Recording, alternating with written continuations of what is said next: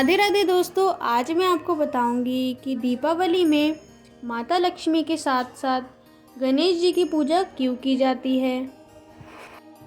दीपोत्सव क्यों मनाया जाता है। मित्रों, हमारे हिंदू धर्म में दीपों का पर्व यानी दीपावली बड़े ही धूमधाम से मनाया जाता है। परंतु दीपावली मनाई क्यों जाती है, इसके कई सारी प्रचलित कथाएं। कोई कहता है जब भगवान राम त्रेता युग में 14 वर्ष वनवास और रावण पर विजय प्राप्त करके अयोध्या वापस लौटे थे, तब अयोध्या वासियों ने दीप जलाकर खुशी मनाई थी और तभी से इस त्योहार में दीप जलाने की परंपरा चली आ रही है।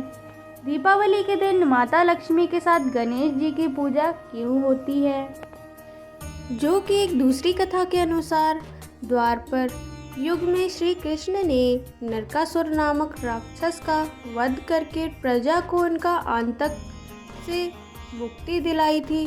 तब द्वारिका वासियों ने दीप जलाकर धन्यवाद दिया था और तभी से यह दीपोत्सव मनाया जाता है।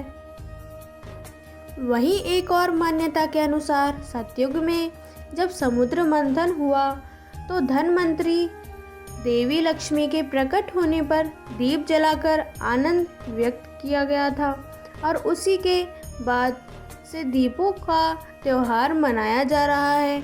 लेकिन क्या मित्रों, आप जानते हैं कि सभी के घरों में भगवान गणेश और माता लक्ष्मी की पूजा क्यों की जाती है? अगर नहीं तो चलिए हम बताते हैं कि इसके पीछे की वजह क्या है। दीपावली के दिन क्यों नहीं होती है माता लक्ष्मी के साथ विष्णु जी की पूजा। मित्रों, हमारे पौराणिक ग्रंथों में इस कथा का वर्णन मिलता है कि दीपावली के दिन देवी लक्ष्मी और गणेश जी की पूजा एक साथ क्यों की जाती है।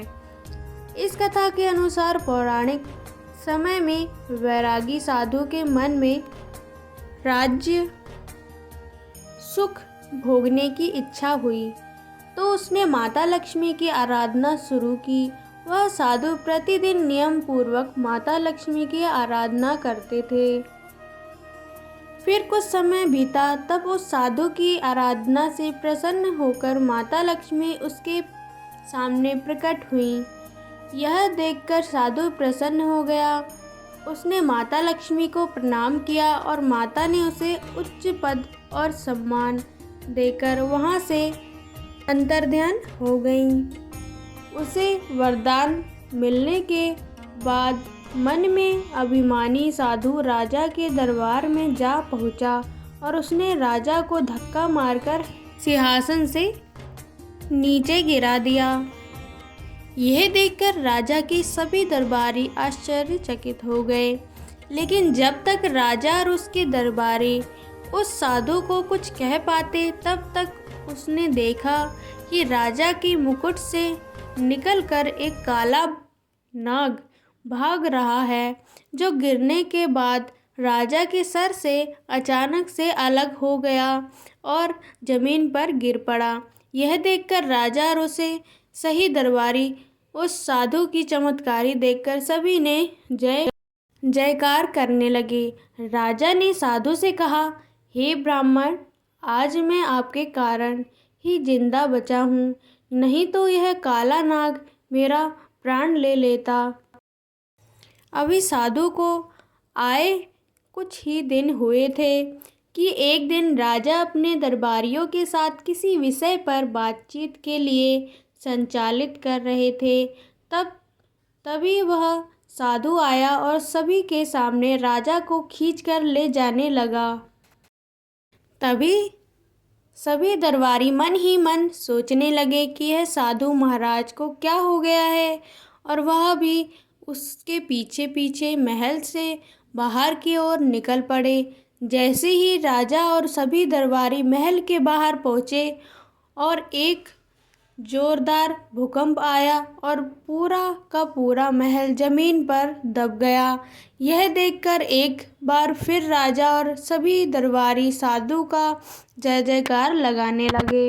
यह देखकर साधु के मन में और अहंकार उत्पन्न होने लगा और समय के साथ साथ उनका यह अहंकार बढ़ता ही गया। फिर उसने एक दिन राजा के महल में रखे गणेश जी की प्रतिमा को जल्द से जल्द हटाने का आदेश दिया, और वह भी सिर्फ इसलिए कि वह प्रतिमा देखने में बिल्कुल भी अच्छी नहीं लगती थी। मूर्ति तो अब हटा दिए गए, लेकिन साधु के इस कर्म से भगवान गणेश रुष्ट हो गए, और फिर साधु की बुद्धि भी भ्रष्ट होने लगी, जिसकी वजह से वह उल्टे उल्टे काम करने लगा। अब कुछ समय तक तो राजा सब कुछ सहता रहा, लेकिन जब हद हो गई तब उसने साधु को कारावास में डाल दिया। कारावास में जाने के बाद साधु को एक बार फिर माता लक्ष्मी की याद आई, और वह पुनः उनकी आराधना करने लगा। माँ लक्ष्मी ने एक बार फिर साधु को दर्शन दिया, और उसने बताया कि तुमने गणेश जी का अपमान किया है। अगर गणेश जी की आराधना कर उन्हें प्रसन्न करो। फिर साधु ने माता लक्ष्मी के आदेश अनुसार गणेश जी की आराधना की, और तब जाकर गणेश जी का क्रोध शांत हुआ। कुछ दिन में गणेश जी राजा के सपने में आए और उनसे बोले कि राजन, साधु को सम्मानपूर्वक एक बार फिर से मंत्री बना लो। और फिर अगले दिन राजा ने आदेश का पालन करते हुए राजा ने साधु को मंत्री पद के लिए सुशोभित किया। और मित्रों, इस प्रकार माँ लक्ष्मी और गणेश जी की पूजा साथ साथ होने लगी, क्योंकि हिंदू धर्म में भगवान गणेश को बुद्धि का देवता माना गया है। तो दोस्तों, ये थी माता लक्ष्मी के साथ गणेश जी की पूजा करने की कथा। तो दोस्तों, अगर आपको ये ब्लॉग अच्छा लगा हो तो लाइक, कमेंट, शेयर करना मत भूलिएगा। राधे राधे।